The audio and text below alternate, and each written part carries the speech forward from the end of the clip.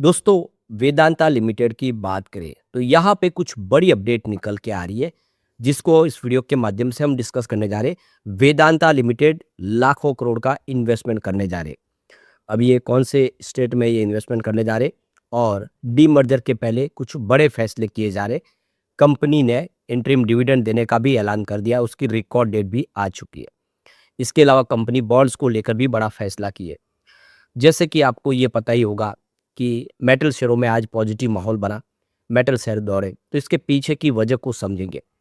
तो सबसे बड़ी बात यह है कि वेदांता लिमिटेड इस समय इंडिया की एक सबसे बड़ी मेटल सेक्टर की कंपनी है जो माइनिंग का बिजनेस करती है, पावर सेक्टर का बिजनेस भी और भी बहुत सारे बिजनेस है। अब स्टॉक की प्राइस तो काफ़ी अच्छी दौड़ी है, लेकिन अभी भी अपने ऊपरी प्राइस से जो इस बार तेजी में बनी उससे 100 रुपीज़ नीचे है। क्या आने वाले इसमें यहाँ से बेहतर करेगा डी मर्जर के पहले, या यहाँ से अब कुछ दबाव की स्थिति बनेगी?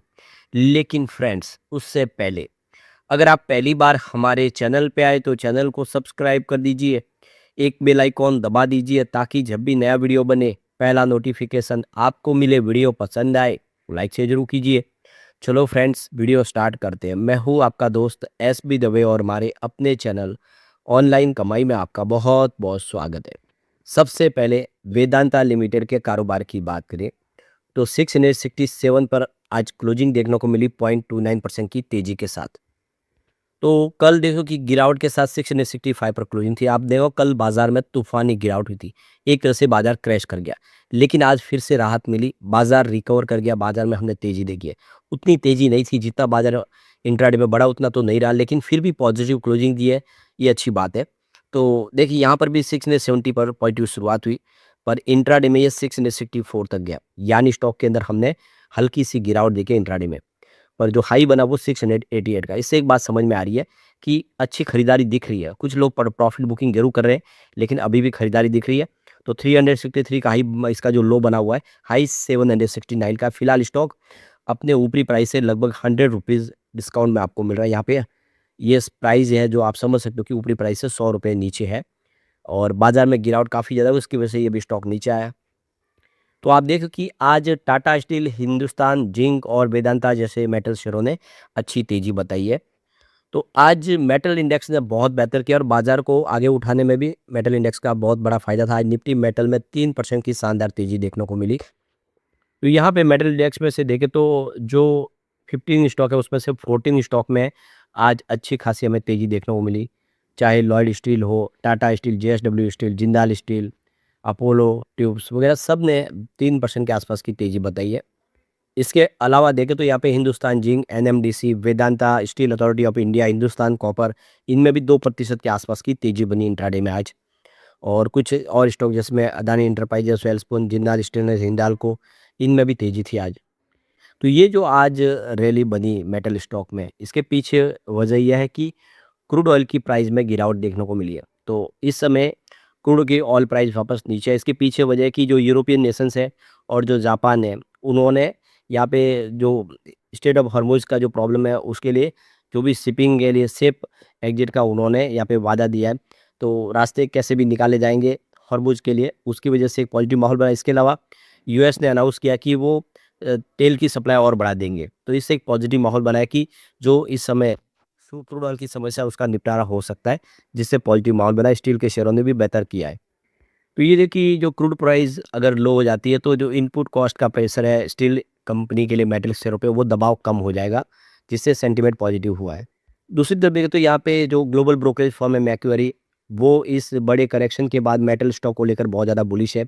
उनके हिसाब से बाइंग अपॉर्चुनिटी इस समय मेटल शेयरों में, तो इससे एकदम स्टील सेक्टर में आने वाले समय स्थिति बदलेगी। ये सारे रीज़न हुए जिसकी वजह से आज स्टील शेयरों ने बेहतर प्रदर्शन किया, मेटल शेयरों में तेज़ी देखने को मिली। अब यहाँ पे देख सकते हो कि जो बड़ी अपडेट निकल के आ रही है कि वेदांता लिमिटेड की यहाँ पे बोर्ड मीटिंग होगी 23 मार्च 2026 मंडे को कंपनी की बोर्ड मीटिंग होगी, और इस बोर्ड मीटिंग में कंपनी अपना थर्ड इंटरिम डिविडेंड का ऐलान करेगी, जो भी कंपनी डिक्लेयर करेगी।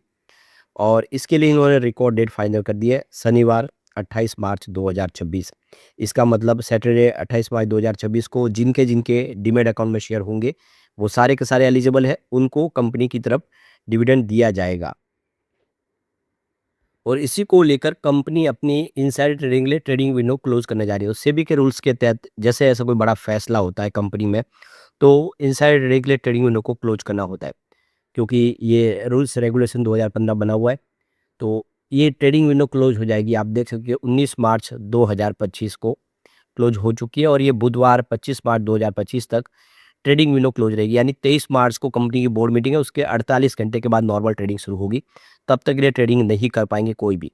तो जो प्रमोटर है उनके लिए भी ट्रेडिंग विंडो क्लोज हो चुकी है, वो ट्रेडिंग नहीं कर पाएंगे। उनके रिलेटिव के लिए भी ट्रेडिंग विंडो क्लोज है। इसके अलावा जो कंपनी के बोर्ड के मेंबर्स है या उनके रिलेटिव, वो भी अब ट्रेडिंग नहीं कर पाएंगे। इसके अलावा कंपनी के एम्प्लॉयज़ के लिए भी ट्रेडिंग विंडो को क्लोज कर दिया गया है। तो कंपनी से संबंधित कोई भी लोग हैं जो अब ट्रेडिंग नहीं कर पाएंगे, क्योंकि उनको पता होता है कि क्या डिविडेंड मिलने वाला है या कोई और फैसला होगा। इसका गैर फायदा था उठाया, इसलिए सेबी ने रूल्स बनाए कि एक बार कोई बड़ा फैसला होता है या रिजल्ट आता होता है या फिर डिविडेंड है, तो ट्रेडिंग विंडो को क्लोज करना होता है। तो ये ट्रेडिंग विंडो क्लोज होने का फैसला हो चुका है। इनसाइडर ट्रेडिंग के लिए ट्रेडिंग विंडो सेबी के रूल्स के तहत क्लोज की जा रही है। अब यहाँ पे एक बड़ी गुड न्यूज़ और निकल के आ रही है। राजस्थान डे के मौके पे हिंदुस्तान जिंक ने और केन ऑयल एंड गैस ने एक बड़ा फैसला किया है।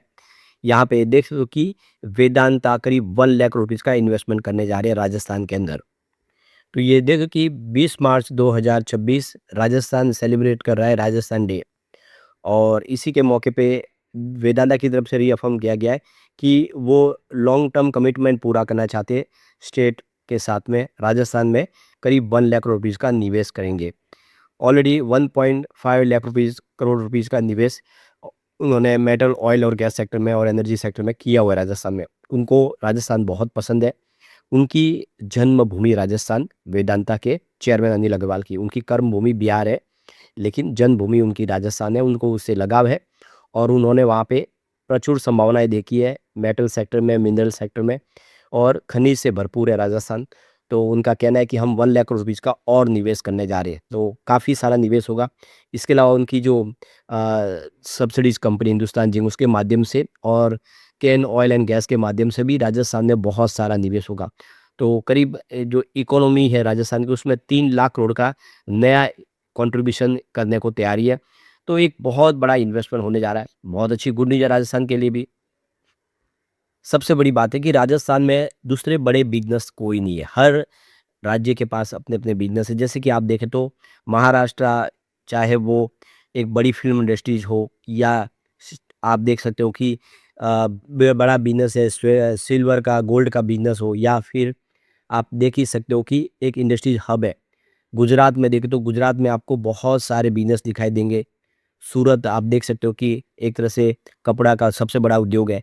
राजस्थान के पास ऐसा बड़ा कोई प्लस पॉइंट नहीं है। वो एक टूरिस्ट पॉइंट ज़रूर है, लेकिन बड़ी इंडस्ट्री नहीं है, और इसीलिए वेदांता वहाँ पे नेचुरल रिसोर्सेज़ के माध्यम से राजस्थान को आत्मनिर्भर बनाना चाहते हैं। तो एक शानदार फैसला है और हम कह सकते हैं कि इससे आने वाले समय में वेदांता को भी बेनिफिट होगा। लेकिन फ्रेंड्स, कोई भी इन्वेस्टमेंट करने से पहले अपने फाइनेंशियल एडवाइजर से एडवाइस ले ले या अपना खुद का रिसर्च करें, क्योंकि मैंने वीडियो आपके एजुकेशनल पर्पज़ के लिए ही बनाया। वीडियो पसंद आए तो लाइक शेयर जरूर कीजिए और चैनल को सब्सक्राइब कर दीजिए। Thank you friends.